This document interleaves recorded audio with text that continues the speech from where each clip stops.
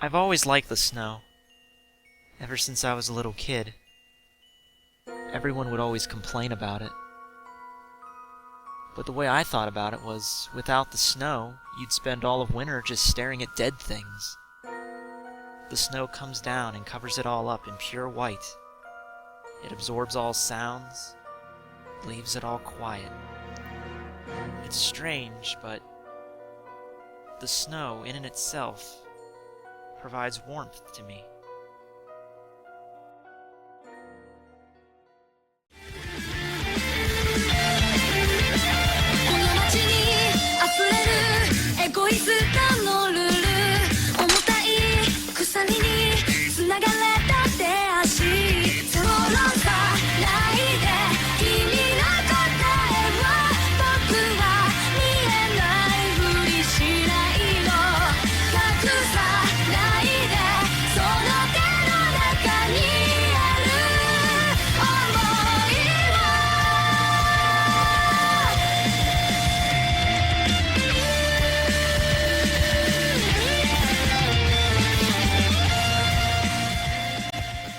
Yes! It's here! It's finally here at last, after much delay! My discussion video on Rukia Kuchiki. Honestly, I probably should have led with this one, considering that she is my favorite character. Although, when I started doing this with the Orihime discussion, I didn't really actually have an idea that this was going to be like a whole series on the main cast, which, by the way, we're going to do Rukia, and then we're doing Renji, and then that'll be it for the main cast. I might do maybe something else later on, but I'm going to move on to other projects after this one and the next one. And I know some of you might not consider Renji as part of the main cast, but I have my reasons, and I'll state them in that video. But for this one, we're talking about Rukia. Alright, so let's get right into this. And I know what you might be thinking, that, oh, Tekking is so fucking fanboying over Rukia. I'm fangirling, let's be honest here. Yee! But, I will stay biased and true, and I will state her faults where she has them, even though how little they may be.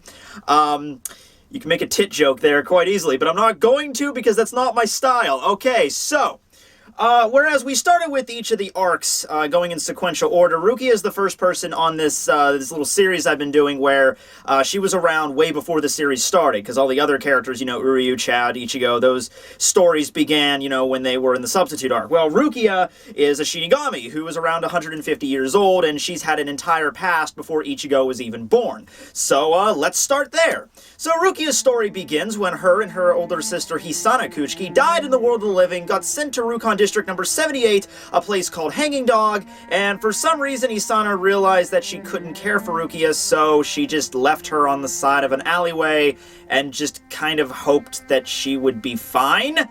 I never understood that. I mean, I get it. You know, you're in the fucking, 78th district of Rukon. You're pretty much screwed anyway. Which, by the way, that's gotta be great, right? Imagine you die. Imagine you're walking to school or walking to work one day and you end up getting hit by a bus or something, and then instead of waking up in the glory of heaven or nirvana, where the fuck you believe in, you're gonna end up in the middle of a desolate field, completely buck-ass naked.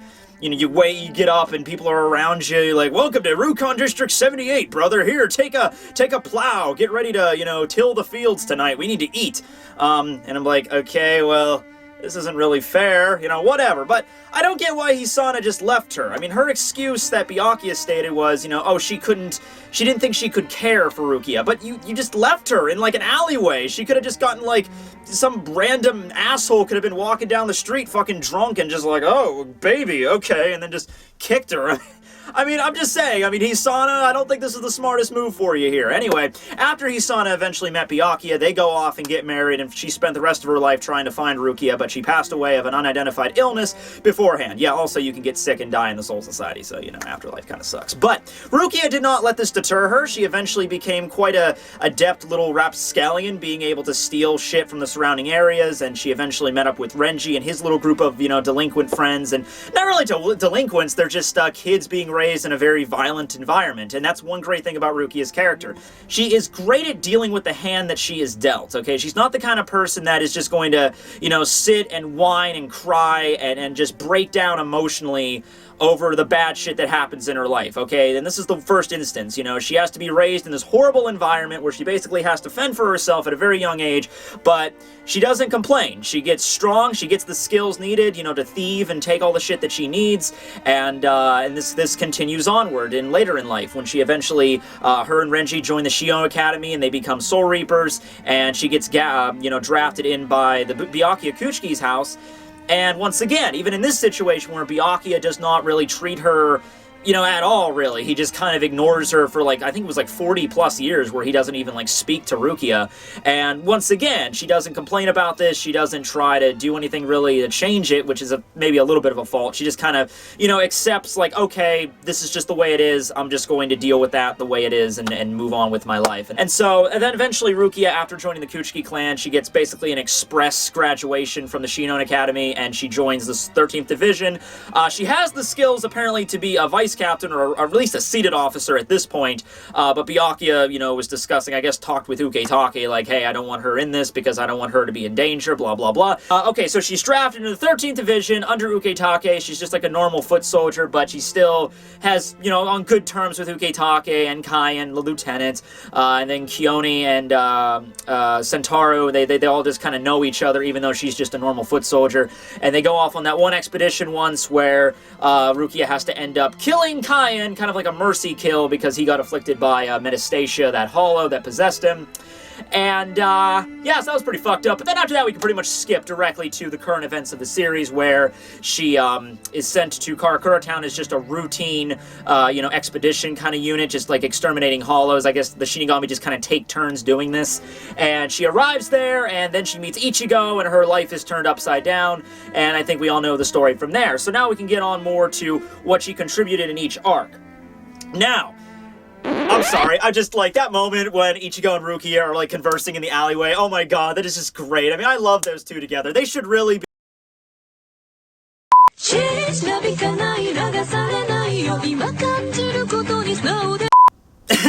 Okay, so, my producers have informed me that I am unable to give a fair and non-biased review or discussion of Rukia's character without fangirling out every 5 minutes, so...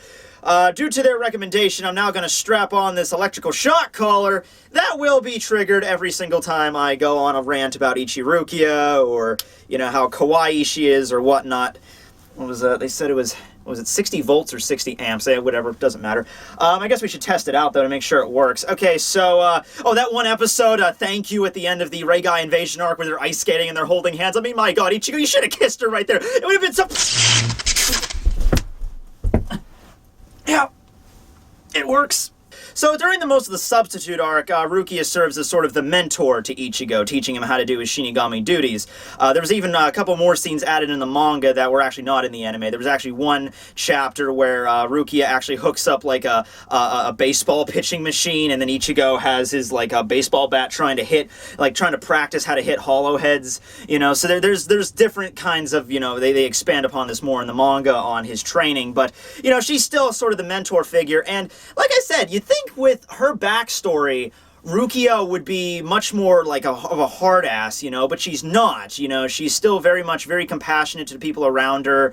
Ichigo's friends she warms up to very nicely, and even to Ichigo, who's, yeah, when he does something stupid, you know, she'll call him out for it, but for the most part, she's there as his ally and to give support, you know, and will always help him out when he needs it. Even if Rukia is violating a very high-up law in the land, she doesn't inform Ichigo of this. She doesn't inform about the fact that even if she does manage to return to her Shinigami, she gets her powers back, she's still probably going to be in a shit ton of trouble.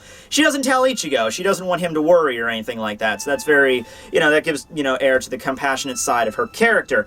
Once the law does catch up with her, and once it's revealed that, you know, the Soul Society sends Renji and Byakuya out to go and find her, she goes willingly. Like, that's like one of the most emotional scenes in the entire freaking anime period, when Rukia goes back to the Soul Society with Renji and Byakuya, and she's telling Ichigo, you know, don't follow me, you know, she just kind of goes with it, she just doesn't try to fight it, and for most of the Soul Society arc, she's just in the Zensaikyu waiting her execution, and she's just kind of in there, kind of just lamenting things, you know. She doesn't have these big, you know, rage moments. Like, remember when Izuru got put in a prison cell? You know, he goes fucking But he goes insane. He starts breaking shit, and, you know, later on he's like, oh my god, what did I do? What did I do? You know, Rukia doesn't have that. She's just quietly waiting in her little repentant cell, just waiting for the day that she's going to be executed and just kind of coming to terms with that. This is where we get a reveal on, you know, Kayen's character, who revealed to be, you know, very similar looking to Ichigo, which, hey, I mean, I think Rukia had the hots for Kayen, and Kayen looks like Ichigo, so by freaking logic, you'd think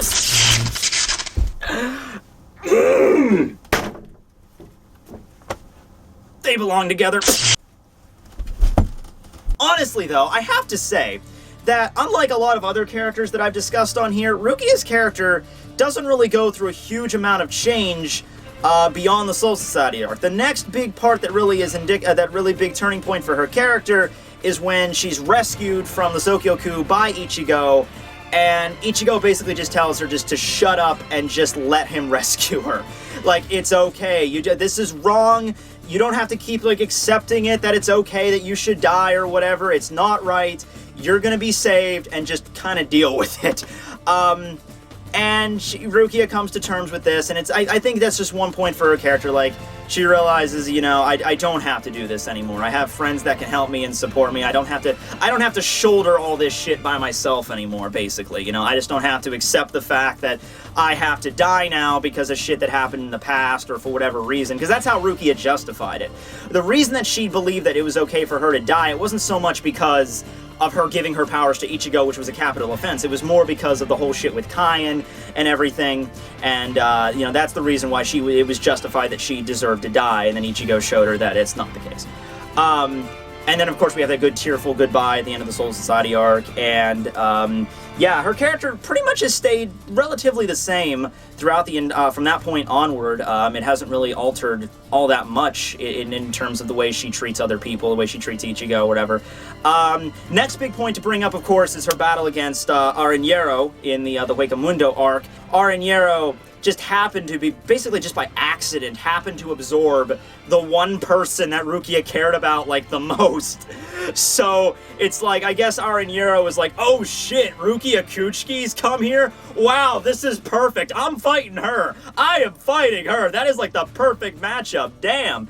But yeah, it's, you know, fucks with Rukia, turns into Kayen, tries to gain her trust and everything, and under normal circumstances, I think if this was done to anybody else, or most people, you know, the fact that Aranjero could morph into, like, let's just replace Kayen with, like, anybody else, like your most, you know, treasured person, you know, that, you know, somebody that you really cared about, I don't think they would take it as well as Rukia did.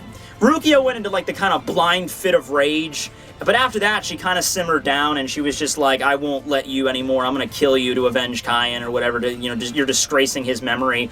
I mean, after that initial bout of rage where she went apeshit, she was pretty calm and collected the rest of that fight, for the most part. As much as you could be when you fight against a giant tentacle hentai monster. But I think most people, like, could not even, you know, come to grasps with that and would end up getting killed if they had to face, you know, someone that they really cared about as much as Rukia cared for Kayen. But that wasn't the case, and, you know, Chika held out, and we got a good solid kill there, which I don't think that's so much because of Rukia's abilities, and more for the fact that Aranjero just had this massive fuck you spot that is the dome on his head. I mean, really, take one look at the motherfucker and you're like, I wonder what his weak point is. I wonder, oh, let's see, let's try shattering the giant head dome full with the goo, and let's see where that gets us. And then, of course, after that, though, she doesn't really do much. You know, like I said, with Orihime and Shad, you know, this kind of gets shoved to the side. You know, you got to focus on Ichigo versus Grimmjow, Ichigo versus Ukiura, battling Karakura Town. Main cast kind of gets, you know, shelved for the most part. Although, you did have that pretty epic moment where she's getting strangled by Yami. Well, the moment with Rudabon, too, where she used Juhawk to freeze him. That was kind of cool. But the awesome moment where, you know, Yami has her, you know, and Rukia still doesn't back down. You know, she's just, like, tries to fight him with, you know, Sokatsui and everything. And then Rukia Ichigo appears at the last minute and grabs her, and everything's awesome. Oh, come on, man! That wasn't even... I was just describing what happened! I didn't even... Okay. So, I guess I'm just going to avoid talking about Rukia and Ichigo in the same sentence. Yeah. Okay, moving on to the next emotional scene that made me cry for a month. We have the moment where, after the fight with Aizen, we have Rukia standing out in front of Ichigo's house, who's slowly fading away, and they exchange their final goodbyes as Rukia disappears from Ichigo's sight. why she didn't just go back to the Soul Society, get into a fucking Gigai, and then appear back in front of Ichigo and just act like nothing is wrong. I mean, Ichigo might not be able to see spirits anymore, but he's still aware of them. He knows they exist. You could go and get a Gigai, which is a false body that's perfectly visible to every other human, and you could still hang out and just do the same shit you were doing beforehand. So, I don't know. Maybe she felt like... maybe... I don't know her reasoning behind that. Maybe you can help me out, because I still don't have a reason why she just didn't do that. I mean, it was a really emotional scene. Maybe that's what Kuba wanted to go with, but yeah. Then we, of course, skip to the end of the Fullbringer arc, where she comes back, repairs Ichigo's power, which is where I show up in this story, because that's when I started reviewing Bleach, in the summer of 2011. Probably that was my first moment of stardom, by the way. That was the first time I really got a bunch of views and hits. It was my first video to get 10,000 views and really put me on the map. I think a lot of people started noticing me, and it was all because of that one moment where Rukia comes back, and I'm like, Rukia! Oh man, it feels good to do that. I feel like I've come a long way since then, After that, we had her battle with Rukia. Not really much to talk about there, except for the fact that she looks so cute holding all those stuffed animals. You know what? That one was worth it. You try looking at this face and try not to squee. Now we come to the final Year Blood War arc. She got her ass kicked in the initial invasion. We got to see her ass for a little bit there, so that's always a positive. And then... she does her training, throughout the palaces. Again, I don't know plural for palaces. I guess just palaces. And then fights, and then eventually ends up fighting against Asnot. Reveals her Bankai, which I'm not going to go all on about Rukia's Bankai. Go back and watch the damn video if you want to, find my initial reaction to that. But as to say, it fits her perfectly. Very beautiful, very stunning. And she kind of also patches things up with Byakuya in that fight. Although I don't really know patch up, because... they kind of patch everything up at the end of the Soul Society arc, because that's when Byakuya, spills the beans about Hisana and everything, and you'd think that, I guess at that point onward, Rukia and Byakuya would be on better terms, and in the movies and in, the anime only, the non-canon shit, they usually do have a better, they do this, they are more interactions, I should say, but really in the manga they don't. There was the moment where Byakuya was fighting Zomori, and Rukia was there, but she was unconscious. You had that moment with Byakuya, that's my only pride, is Rukia. But they don't really have any interaction, really, up until the fight with, even in the Fullbringer arc, not really. And then up until the battle with Asnot, when Byakuya actually shows up and praises her Bankai and says, "You've come so far and you've gotten so strong," and then she just kind of does this, another sigh of relief, where it's like this, I've earned my brother's respect, something I've wanted for so long. And now we come to where we are right now. Actually, where is Rukia right now in the story? Oh, that's right, she's pounded into the fucking dirt by Gerard after he went into his miracle form. Shit, that's kind of a low point to do this video. But you know what? It's fine, because Rukia is my favorite character, and even if you don't like her, it's cool. Let me post below about your favorite moments with Rukia, or least favorite moments. I think we're still going to get one more epic scene with her. I mean, my idea is that Kubo gave Renji one epic moment with his Bankai, epic moment with Rukia and her Bankai. We're probably not going to get, something so centric on her from this point onward, but we're probably going to get at least her, contributing in some fight. I hope we at least get to see her Bankai be used again. There's been some discussions on what's going to happen with her at the end of the series, like she's going to become the next captain. I could totally see that. I think she has enough skill for it, with Byakuya as her mentor. I mean, she still needs to train a bit, but I think with Byakuya as her mentor, teaching her and she already has a Bankai, I think she could fit captain shoes perfectly fine. Same thing with Renji. But yeah, just post what you think about her, and yeah, enjoy the winter.